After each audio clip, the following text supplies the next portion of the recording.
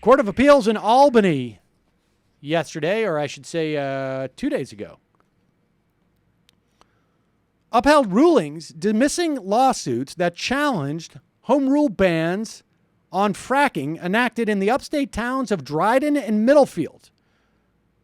New York cities and towns can now block hydraulic fracturing within their own borders.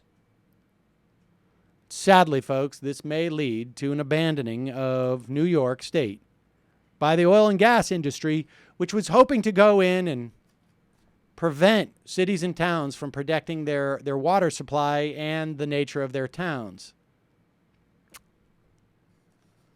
Good news, that.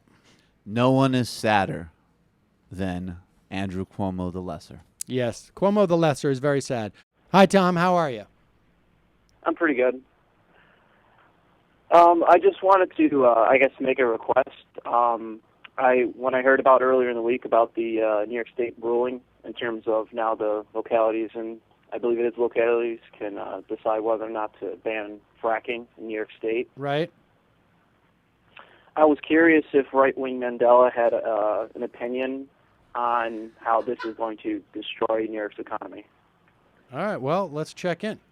Well, the proof is already all you need. If you go to New York City, which Bill de Blasio has run entirely into the ground through a combination of socialist, Islamic, lesbian policies that he and his wife have implemented, and this is merely the next step. You will see the type of poverty that only President Obama could dream of in his fondest wishes by destroying the oil and gas industry and the American economy as a whole, and this is what New York wishes. This is what they will do, and we will fight back as great patriots and Tea Party activists. But there is a long road to hoe in New York State and City under this horrible socialist leadership. Now, isn't there an opportunity, though, right-wing Mandela, to perhaps just directly put things like benzetine and all these other, like diesel fuel and all these other chemicals just directly into our reservoir? We'd still have the opportunity to ruin our water supply. This is obviously many proposals such as this worth considering. And look, if your reservoir makes you sick, you use another reservoir and the market will react and correct itself, quite rightly. But look, I have been in many struggles. Some I have lost. I worked very hard to keep the Springboks team all white.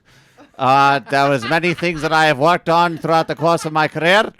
And we will continue the struggle to allow companies to dump whatever they will like in the wells and water of New York. And the struggle continues. There you go, Tom. There you go, Tom. I was going to say, so the end goal is just turn every company into Occidental and just every part of New York State into Love Canal. Or I detect sarcasm, but obviously, yes. Thanks for the call, Tom.